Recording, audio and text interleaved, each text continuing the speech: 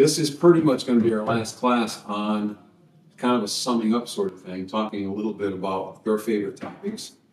Not a lot, but just enough to introduce to the video, us into the video, because the video is going to talk a little bit about the laws of thermodynamics and law of mass, conservation of mass. So I want to make sure you get an idea of what that is first. And I've been thinking about next week.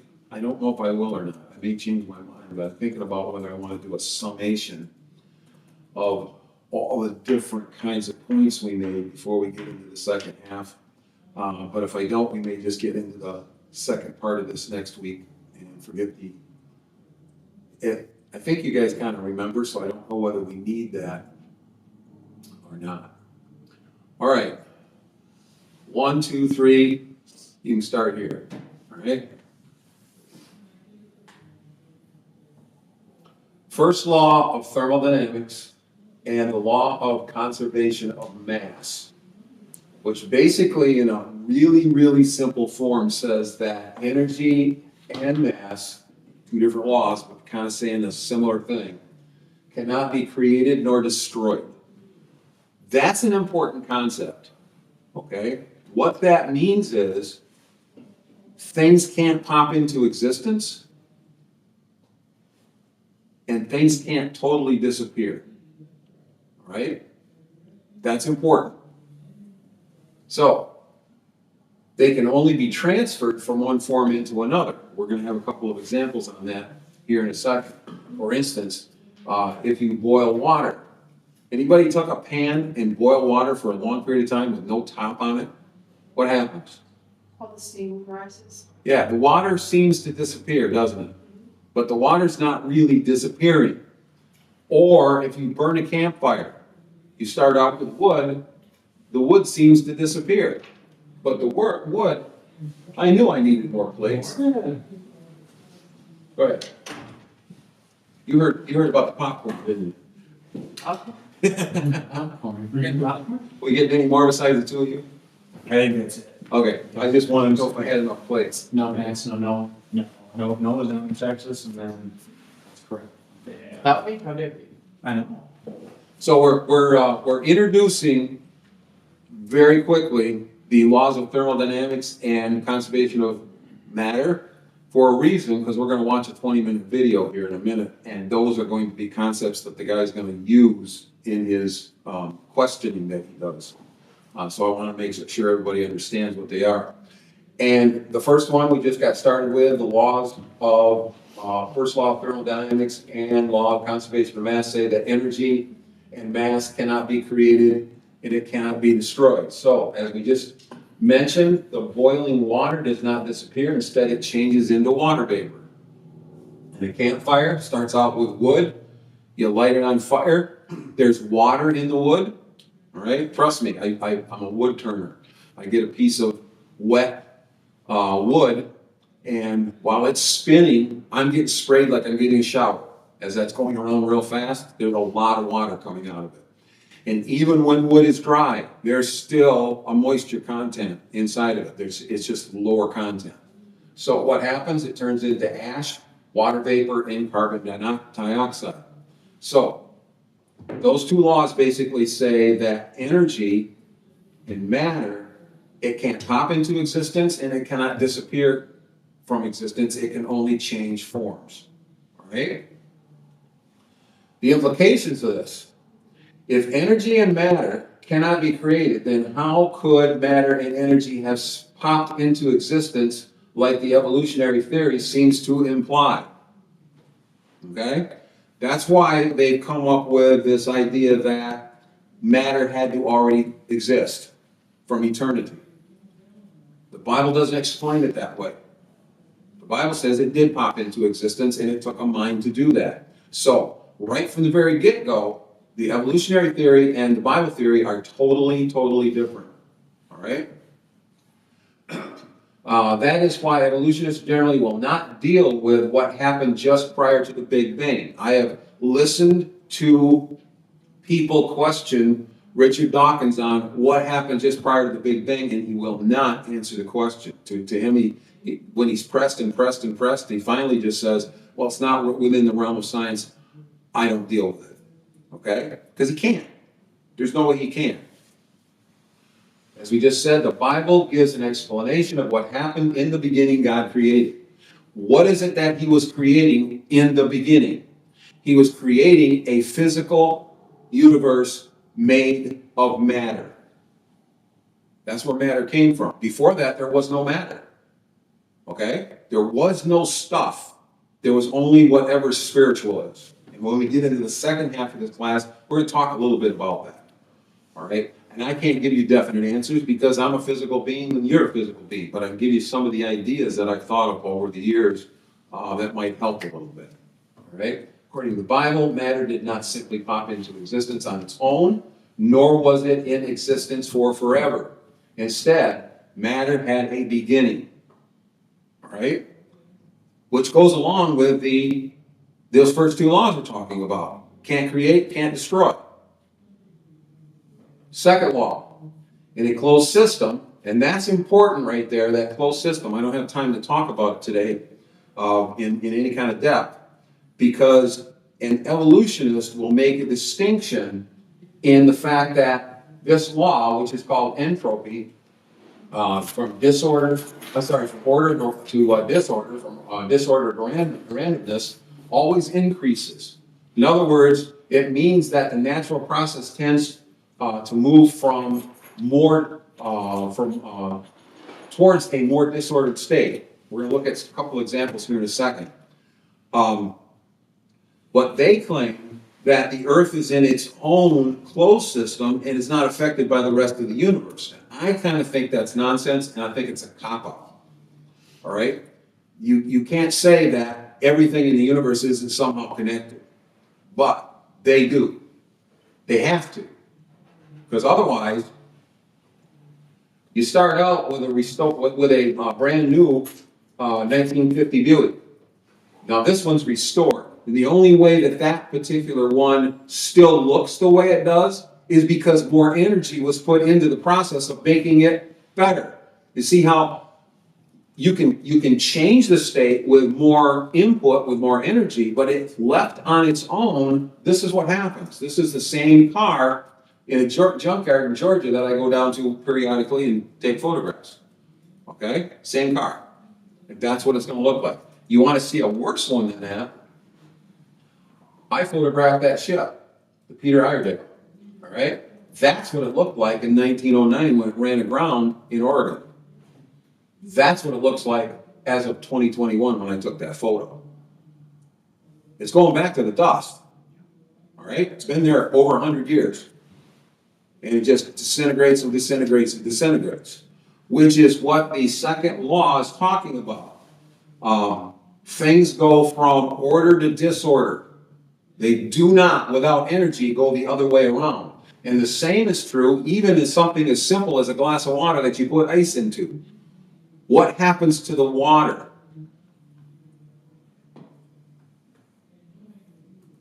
Put ice in water, what happens to the water? This is not a trick question. It gets colder? It gets colder. All right? The second law of thermodynamics states also that energy, heat goes towards cold, not the other way around, unless energy is put back into it. Unless we actually turn up the burner on a stove or something to heat that up. It's going to get colder and colder and colder. Well, because of the second law of thermodynamics, when ice is in water, it absorbs heat, energy from the surrounding water, causing the water temperature to decrease. Okay? Heat energy always moves from warm to cold. Never does it move in the opposite direction without something causing it to do that. So, according to the second law of thermodynamics, any sun, including our sun, could not have suddenly appeared out of the vast coldness of the universe because heat is absorbed by hot. It's not supposed to be cold.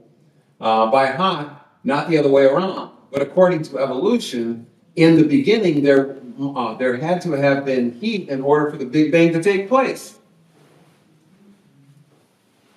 Where did the heat come from? And if that heat had always existed from the infinite past, and this is one of the points that this video is going to make, then it seems that the heat of the universe would have been absorbed by now, and that we would have left with no heat. In other words, we would have been at what was called heat death by now, if matter always existed, and that matter contained heat. It doesn't get better, it gets colder. There's no mechanism by which we know that can continually sustain heat for an infinite period of time. And we know that the stars, including the sun, are getting cooler. And they know the rate at which they're getting cooler. I don't know how much I want to get into this. I believe that the reason why they say that the sun is X numbers of years old, and I did read that and I didn't write it down, is because they know how long it takes for the sun to totally burn out. Something like 250 million years from now. So they back up another 250 million years, knowing that that's how far back it would have gone when it was first formed. So 500 million years ago. But what happened before 500 million years ago if the universe is, what is it now? 6 billion or something like that? It's billions and billions. It's like 12 to 14 times longer than that. Where did the heat come from? You see what I'm saying? These laws are not simple laws. Now, this first movie is only about, what is it, a minute?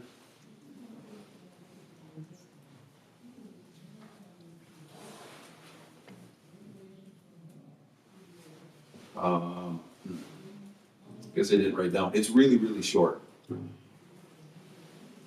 So let me just play that one now. Whoops. I better turn this on. This movie video is a guy talking to a group of college students, and one college student has a pretty good question, and he answers it pretty simple.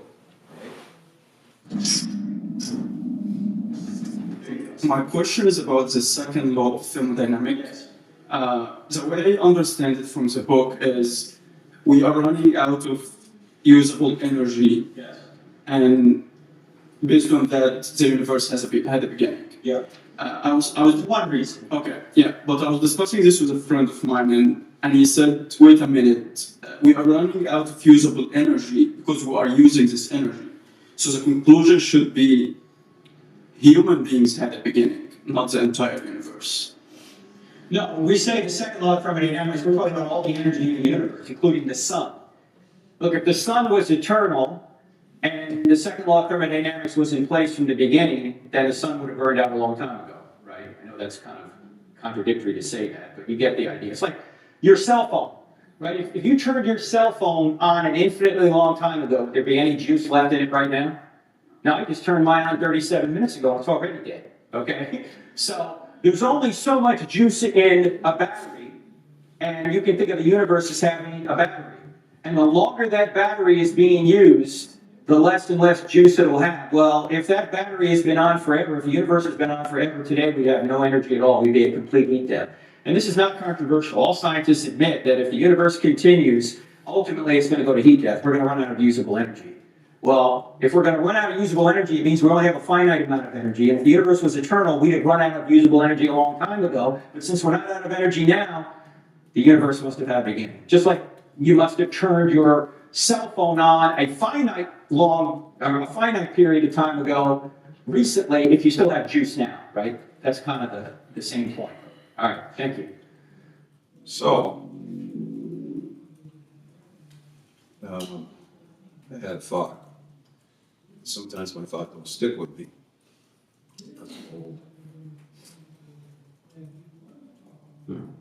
So here's the dilemma. This is the thought. Here's the dilemma. Someone that believes in creation the way the Bible describes it doesn't have a problem because they know that matter could have had a beginning. God created. An evolutionist has a choice. Their choice is matter always was, or matter spontaneously on its own popped into existence. Matter popping into existence on its own, breaks the laws of conservation of matter and the first law of thermodynamics. Matter always was breaks the second law of thermodynamics. Either choice they have, and they only have two, either choice has major scientific problems.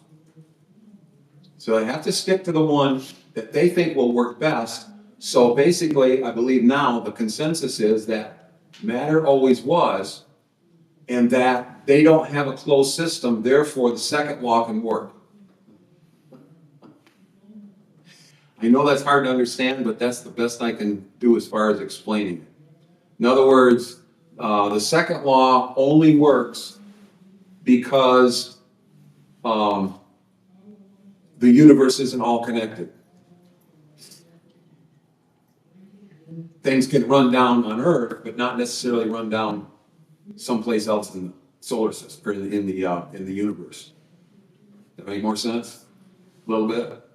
Yes, but no, that doesn't make any sense. No, it doesn't make sense to me. I just want to know if you understand that Yeah. their thinking has to be along that line. There's no other possibility. But, so if, say our galaxy then would be a closed system. Or I would Earth think so. would be a closed system. Yeah, Earth for sure would be a closed system. Then the law of entropy still, or the second law still applies, doesn't it? And we see that energy decreases on Earth. But it has to be at least the solar system, not just the planet, because we're acted on by the sun. Mm-hmm. Yeah, so, You know, so and it's we still observe the second law taking place. so yeah. Their whole argument doesn't make any sense. I don't think so. Okay. I don't think so. All right, the second film is where we're going to watch a guy. The guy's name is Ray Comfort. You are never going to see Ray Comfort. You've heard of him before? Don't stop this yet. Okay? I'm just getting ready. You've heard of him? Okay. All he's going to do, you're never going to see him. He's going to make commentary on things that are on the screen, and he's going to be on the microphone asking questions of people on the street. And the people on the street he's going to ask questions of are obviously students. All right? The other two, there's three things going on. The students, they're going to be last. The first one, he's going to make commentary on a guy named David Christian doing a TED Talk. I don't know if you remember what a TED Talk is, but it is, you do? Very few young people know what that is. That's good. It is technology, entertainment, and design is what they stand for. And they're famous people that come up and they talk about certain kinds of aspects of art and science and all kinds of things like that. And they're pretty famous talks. All right. He's going to talk on history of the world in 18 minutes. And the segment that this guy's Ray Comfort's going to play has to do with how thermodynamics does not apply when it comes to evolution. Just what we were talking about. Yeah. Okay? And he's going to convince the audience because they're going to clap at the end.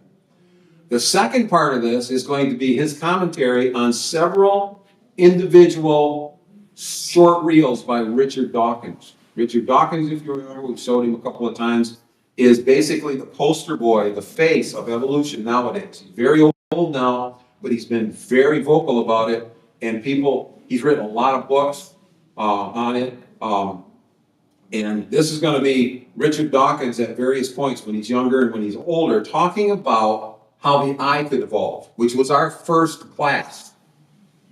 This guy's going to make commentary on what it is that he says and shows contradictions.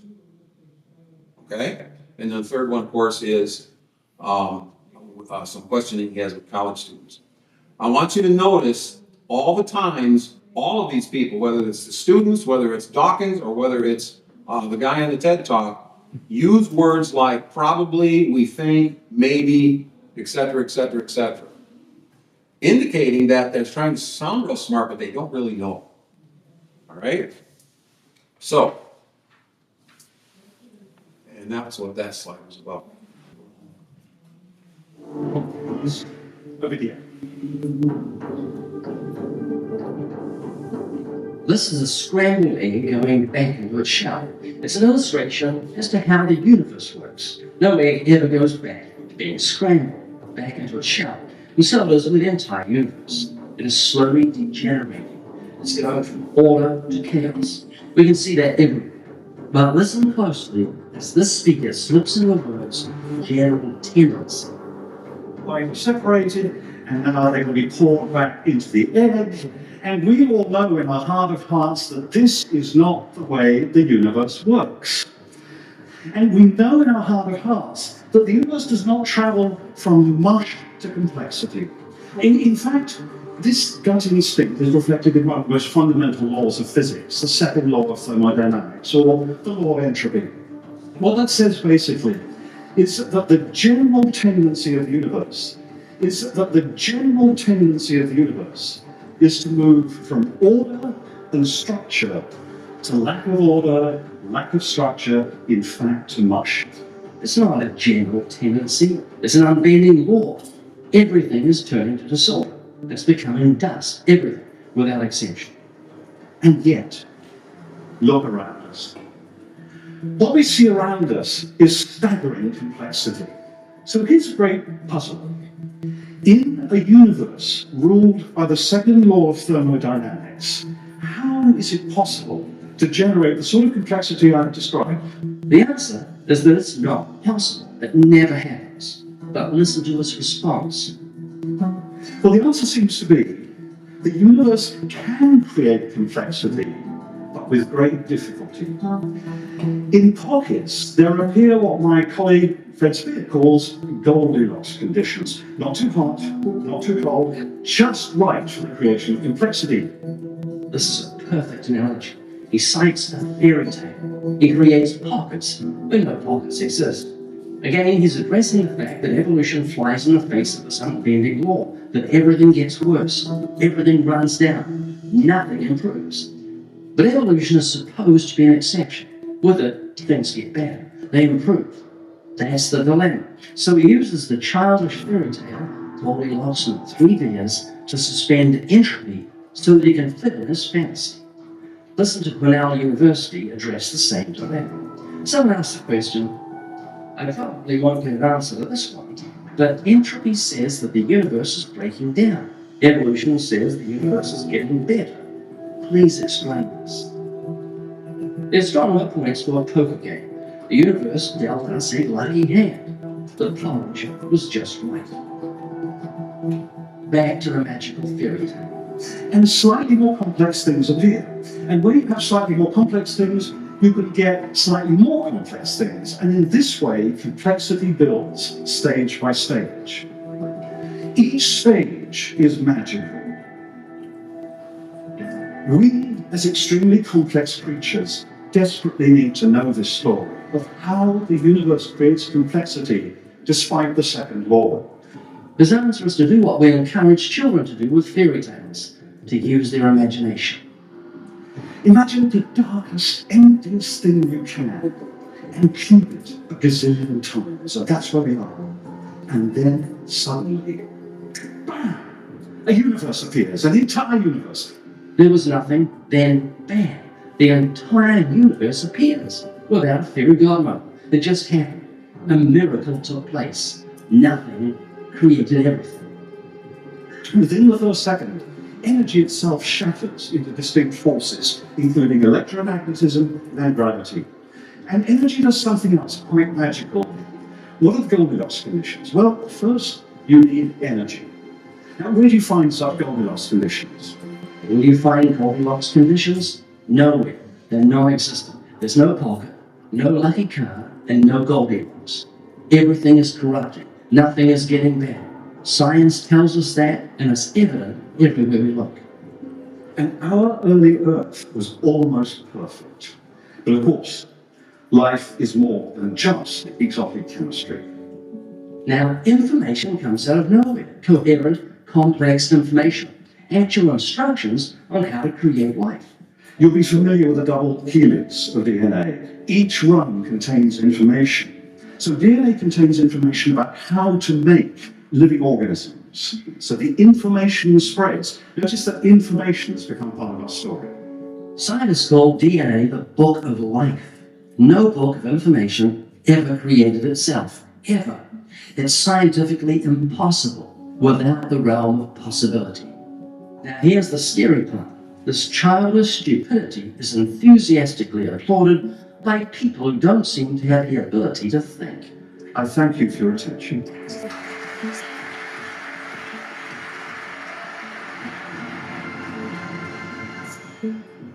If you think that was foolish, we're about to look at something just as crazy. The evolution of the eye. The eye really is extraordinary, but can something so complex evolve in gradual stages? Richard, the eye is such a complex structure. I can understand why some people find it hard to believe it evolved out of nothing. Even Darwin commented on its complexity, didn't he? Yes, Darwin said that it was impossible to imagine. So, what would the first step be? That could be the first step. If you imagine, proper man-made bed. Bring it back forward a bit. There, perfect. That's not what you might call a real lens. Think of that as just a blob of garbage. Once you've got that, then because it works a bit better than nothing at all, you've got the raw material for natural selection to go to work. And even serious scientists have sometimes queried whether there's been enough time for the evolution of the eye. Well, suppose we start with an ancestor who didn't really have an eye at all. This animal with hardly any eye at all would at least be able to tell the difference between light and dark. The next stage in evolution would be to have a shallow cup. It's nearly bigger still now, Bryson. I've got a question for you, Professor. Why are you having Bryson help you to put together your contraption? You don't need his help. Let it make itself from nothing. The truth is, you'd never wait for nothing to make itself into a design structure, because you know it could never happen, not in a million years. And yet you're wanting your hearers to believe that inanimate life, rocks and mountains, all made themselves. And here, you want them to believe that biological life, which is infinitely more complex, made itself from nothing. That smudge there is Bryson's hand, and you can just about see a very dim image of his fingers. You can't be sure they're pinhole camera eyes, but it seems quite likely. How might the lens have evolved? Well, let's imagine that it started with just a single transparent sheet. So we have a gradual pathway all the way up Mount Improbable from no eye to an eye. So there really was no need for Darwin to shine. Half an eye is better than no eye. Half an eye is better than 49% of an eye. 1% of an eye is better than no eye at all. Richard, the eye is such a complex structure. I can understand why some people find it hard to believe it evolved out of nothing. Even Darwin commented on its complexity, didn't he? Yes, Darwin said that it was impossible to imagine. The evolution of the eye is so quick and easy that it must have happened many, many times over. Eyes can evolve at the drop of a hat. Even Darwin commented on its complexity, didn't he? Each step is a small piece of random luck. As such, each step is not particularly impressive. In fact, it better not be impressive, because if it was, it would be a miracle. We'd no longer have a true explanation. The whole point of evolution is that it gets us up Mount Improbable without miracles. And energy does something else quite magical. Each stage is magic.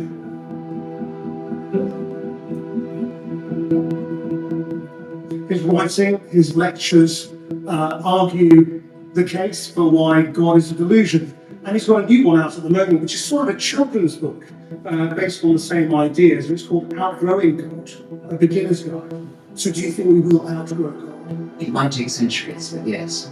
So is that why you do what you do? I mean, are you an evangelist? Well, I suppose I'm an evangelist for truth, for scientific truth. If you look at the number of people who profess a religion in America and in the rest of the world, because most of America is going down, it's not entirely clear whether that has given over to rationalism or whether instead it's given over to to a more vague kind of nonsensical sort of New Ageism. I'm not sure about that. And I think we need to really push science, the beauty of science, not just because it's true, but because it's beautiful. And that as an enemy against, as an armory against not just religion, but superstition. Professor Dawkins, you have spent your life denying the existence of God. And in doing so, you and your friends have turned many away from the gospel. You have convinced them that they are the results of a random explosion, that they are nothing but talking primates who are not made as moral creatures in the image of God. You have left them, as you have done with yourself, with no hope in their death.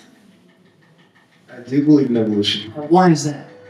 Well, over millions of years, to me it makes sense that people change, like physically and biologically over time, over like very long periods of time. 18 years ago, you're still a baby. You've changed physically, and it didn't take millions of years. So what's the difference between what you're telling me about evolution and the physical change that we have now? I mean, caterpillars turn into butterflies in a matter of weeks. Tadpoles turn into frogs in a matter of weeks. What's the difference between Darwinian evolution and what we see in natural life? So, Braden, do you believe in evolution? Yes. I'm convinced evolution is a fact. Why? Overall scientific evidence, Think of any? namely Darwin and most of what they teach you in schools. Do you believe in evolution? Yes. Now, when evolution first started, how did the eyes evolve? What caused them to begin evolving? The first eye evolved. The eye is very intricate. It's got 137 million light-sensitive cells. Focusing muscles move an estimated 100,000 times a day. Unspeakably complex. How did the first eye evolve? What happened? What caused it? I actually don't have an answer to that. Now, tell me about the eye. It was just cells, and then it decided it wanted to see. How long did this take? Over millions of years, probably. So was it an animal, or was it just an eye lying there, sort of a pre-eye? Well, I would think that a cell, right, came together to form more cells, and that came a little microorganism, right? Then that had insights of it live, so it developed things to help it live over millions of years. Did it see yet? No. How did that eat? By absorbing every little other things. Did it have a brain? No. How would it think? I think it's just did whatever it did, you know? Brain evolved over years, along with the eye that's evolved. I wouldn't think the brain evolved until it actually evolved over millions of years, kind of into this animal. Well, it seems like eons at this point now. Did it see yet? Probably not. Because you need the whole eye to be fully evolved to see, don't you? Half an eye doesn't really work. Right, in the sense that You've got to smell the food. maybe just senses it, like Where did the food come from? food come from? When did the eye begin to see? Probably millions of years later. No, it was just there on top of an antenna. As time went on, we needed eyes to see. 2 eyes or one? 2? 2 eyes? I'm guessing, maybe 1 eye. One works fine. Why would I have one and then decide I needed 2? Probably depth perception. I think it was more like sense. It was like a sensory organ or something. Where did that come from? From a bunch of cells thinking, yeah, this sensory organ is pretty cool. Might want to pass that down. Where did they come from? Wouldn't know. That's a big mystery, huh? We were fish. I think so. I think we came from the sea. And do we have lungs or gills under the water? Oh no, like you would get lungs later on. Have you heard of entropy? I have not. Have you heard of the second law of thermodynamics? I have not. The universe spins itself towards chaos. It happens everywhere. In 1 trillion years, all these rocks here will be turned to dust. We'll be turned to dust. The dog may turn to dust. The flowers, the birds, the trees, even the mountains and the planets will be turned to dust. Everything is corrupting. Does that make sense? I think it definitely makes sense. You can see it everywhere. Exactly. Except with evolution. Evolution does the exact opposite. It gets better. How do you fit evolution with that? Because evolution says the opposite. It says things get better. They don't corrupt. Can you reconcile the two? Actually, I believe evolution is chaos. Sometimes they mess up in a way that helps them. It's like flipping a coin, basically, with your genetics. Luck? Yeah. And that way that helps them makes them thrive even more. So they improve. Yes. That's the opposite of entropy. How come evolution isn't subject to that? Because that creates and improves, and things get better through evolution. Honestly, not sure about that. Instead of running down, evolution improves. How could that happen? I don't know. Eventually, certain cells became alive as you may know it. Life came from non-life? How could life come from non-life? It's totally impossible. You said it yourself. You can just bring those rocks to life. And you're saying there were cells lying around that developed eyes under the water and crawled up on the land and evolved lungs and took millions of years. See if you can spot an ongoing problem here. I'll address it in a few moments when it becomes more evident. Just energy. Where did that come from? Sun. Where did the sun come from? Probably like dust being compressed and stuff, or like a bunch of hydrogen. Yeah. Where did the hydrogen come from? It's the universe, basically. Where did the universe come from? Big Bang, most likely. Where did the material for Big Bang, where did that come from? Not sure. That's all like theoretical at this point. No. No. And when did the brain evolve? The brain evolved. You need the brain for eyes to work. Otherwise, you're not thinking about what you see. Predators and food and things like that. It was probably very minuscule around the time eyes came into existence. Probably a little before then, in order to control metabolic functions, such as or to control how the organism would react to its environment. So I would say sometime before eyes. Man have evolved from pigs because if they ever give you a skin graft, they may use pig skins. Do you know that? No, I know that. No. Very close to a pig. Pigs have got hearts and kidneys and lungs and livers. And they've got eyes and nose and mouth. I've got friends that eat like pigs, and I sound like a pig when I sleep, according to my wife sometimes. Pigs' bodies and organs are almost identical in form and function to humans. The heart specifically is roughly the same size and shape.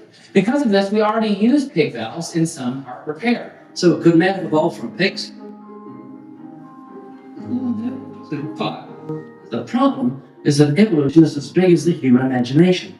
Someone who embraces it can believe anything he wants as long as he qualifies it with the word probably. Probably. I had no idea.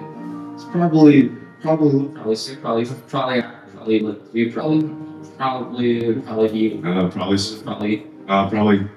was by accident. Probably millions of years later. You got to say probably every few sentences because nothing's for sure.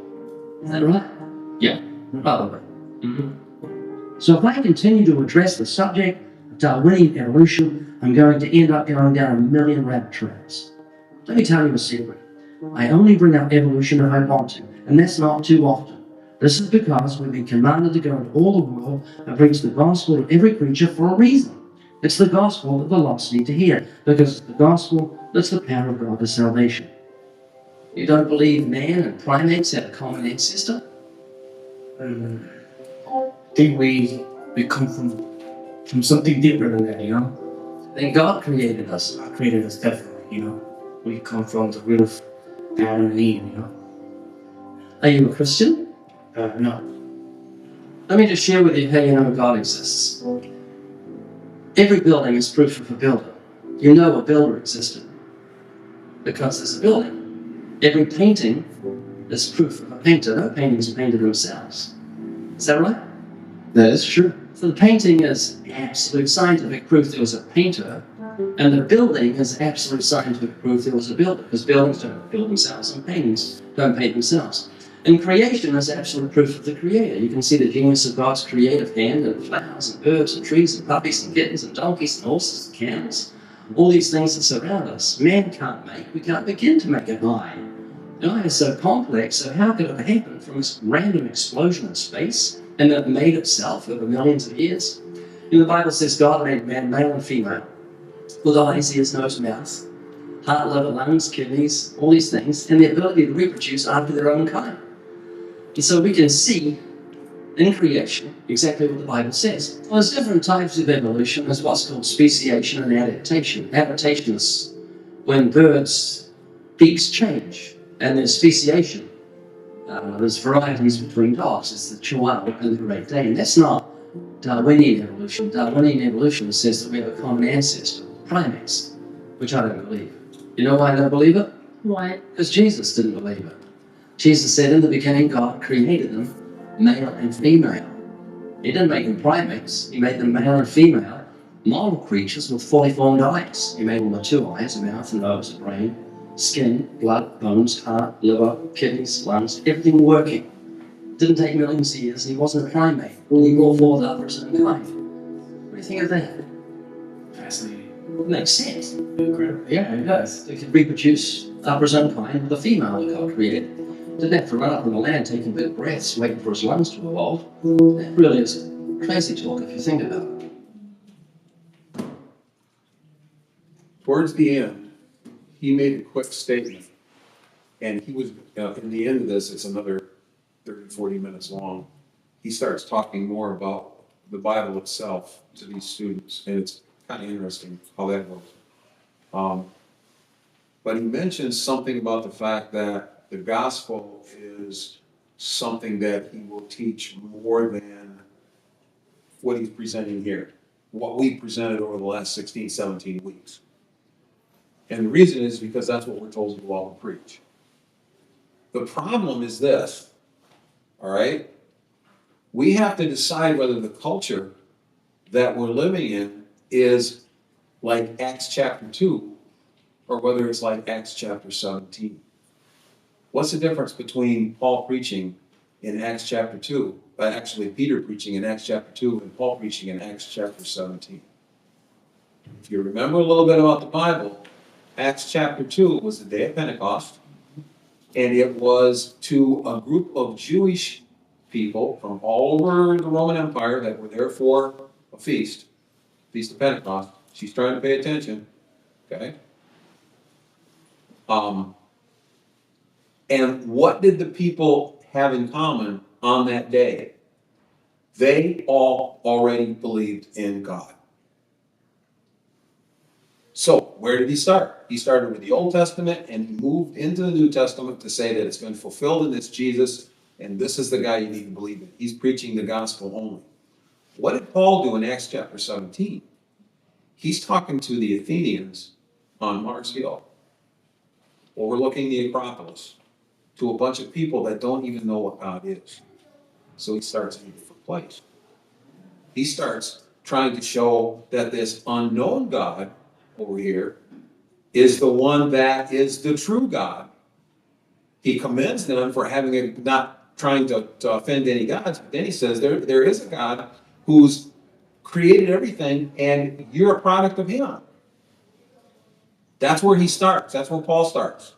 And they're interested in that because they never heard it before, and they say they want to come back and hear more. We don't know what happened in the conversation after that, but I would imagine that he did a lot of the kinds of things that we're talking about in this class so far. When I grew up, as a person that was younger than you guys, I lived in almost an Acts chapter 2 world. Everybody I went to school with in elementary school, I remember arguing with, discussing, we were little kids, we didn't know enough, but we discussed things about the Bible. By the time I got to high school, that had changed. And after that, until now, we're living in an Acts chapter 17 world. Because the vast majority of the people around it believe in what we're trying to discuss and trying to refute in the last 16 classes, and don't even, a lot of times, even know what it is to go into a church or have read anything in the Bible itself. So the approach, I think, nowadays has to be, we have to first of all convince people that it's reasonable to believe in God. That the evidence, not an exact 100% proof, but the overwhelming evidence shows that it cannot be a random act of evolution. It is a purposeful thing by some kind of a mind. our next step is, I believe, and this is what we're gonna start next week, is going into who is that mind? Is that mind the mind of Buddha, the mind of Krishna, the mind of Islam, the mind of the Jewish nation, the mind of, what is it? Is it some spiritual thing like the American Indians believed that it is what's called pantheism? Pantheism meaning that God is in the trees and in you and in the animals and everybody, that is pervasive? Or is he a separate entity? How does the Bible present this? And is it a better book than the other ones? Anybody ever in here ever read any of the Quran? Have you really? Yeah, I'm impressed. I've read some myself. Have you read any of the Vedas? No. Okay, Hindu book. I've studied several of the major religions because I wanted to make sure why the Bible seemed to be the best. And we're going to present a little bit of that. We're hopefully going to move to the point where we think that the Bible is the correct one and then show in the Bible how God uses the things that are in there, how he writes it to show us that in fact it has to be true. All right, let's kind of see where we're going with this in the next set. Because if we don't understand that the Bible is true and it's the right book, and we don't understand that evolution is not true, then we're never going to get people to understand Jesus died for your sin. That's my contention. I read an article not long ago, sent out to people supposedly that don't know anything about the gospel, and they start with, Jesus lived and he died, and he did that so you could have forgiveness of sin. If they don't believe the Bible and they don't believe in God, that doesn't do them any good. All right? So, we'll start the next step next week. Any questions or comments? All right?